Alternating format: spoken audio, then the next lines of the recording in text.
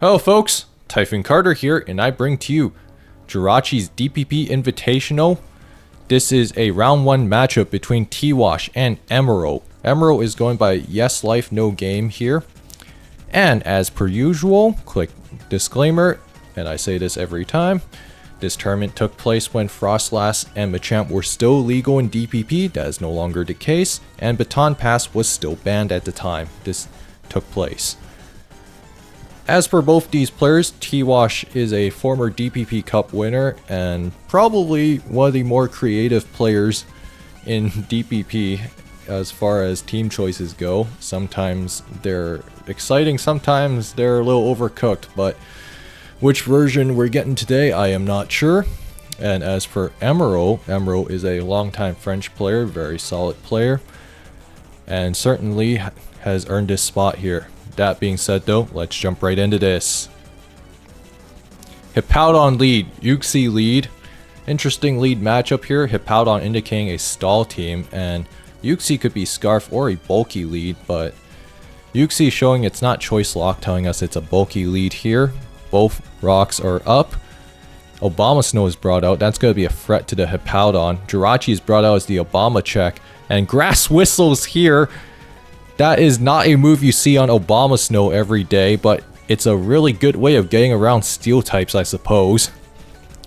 Metagross is brought out here to threaten the Jirachee, and Fortress is brought out. twash Meteor Mash is here, probably looking to try and get a Meteor Mash raise. Magneton is brought out. Fortress is going to get the spin off, and the Magneton will at least do significant damage here, and it is HP Fire Magneton. That is actually not a popular move choice on Mag for a reason, because HP Fire drops your speed, and that makes it a pretty iffy at checking Adamant DD Gyarados at +1, but Uxie's gonna switch into this EQ all day. Emeral is forced to roar out again, and Mamoswine is brought out, so yeah, twash bring a mixed Mamoswine here. And the EQ crit is going to put the Mamoswine in danger of dying. And Blizzard misses again, so yeah, twash bring out a mixed Mamo, interesting choice. EQs here, runs right into Skarmory. Blizzard misses again. That 70 accuracy really rearing its ugly head right now. Magneton is brought out here trying to prevent the Skarm from doing too much damage in the hazard game. And the Skarmory's got to go down, so that looked to be a physically defensive Skarmory from the looks of it. Obama Snow is brought out. Obama Snow going to set Hail here. And twash will also have to do 100% accurate Blizzards now with Hail being active. Blizzard does 21% to the Jirachee. Pretty pitiful damage, if anything. Blizzards again. Jirachee's still asleep.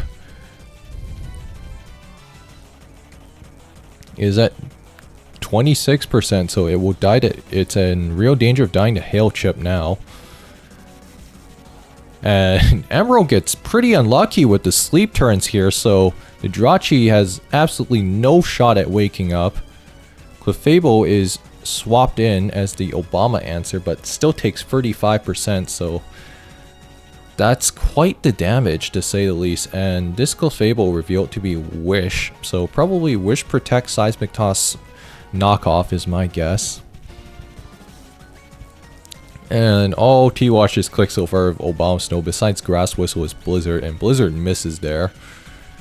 And this Obama Snow is done just about any day. Oh! So it was choice, it was like choice locked Obama Snow. And Hariyama is shown to be the last here, so yeah, that's quite the team from twash, to say the least, but takes advantage of the Clefable protecting here, and the Hariyama is going to get a bulk up, and it's going to take out the Clefable. Hippowdon is brought onto the field. Close combat does 60% there. Roars out, the Mamoswine dies. And Hariyama is sent back out to the field again, and close combat will get the job done here. And what is Emerald's last? Emerald's last is Aerodactyl. That's quite the choice. I was definitely caught off guard by that, but this Metagross, okay, it is revealed to be Shuka Berry, and T-Wash is gonna get the agility off, and it will explode. Explosion will seal the game, and T-Wash will escape this game 1 with a victory. Interesting teams from both players. Emeral bringing a Hippowdon semi-stall with Aerodactyl as a win condition. Here kind of reminds me of ADV with you know, Aerodactyl sometimes running like pressure to like PP stall and all that. But that being said though, let's jump right into game 2. Here we are. Gyarados lead, Uxie lead again from T-Wash, and the Uxie is going to get the Thunder Wave off. And that Gyarados does about 50, almost 50%. But the Uxie will get rocks up. And the Heatran is sent out here. We don't know how fast this Heatran is. Looks to be a slow Heatran. Oh, Lumberry here. Not the most common choice on Heatran, but I suppose it makes sense if you have an issue against status.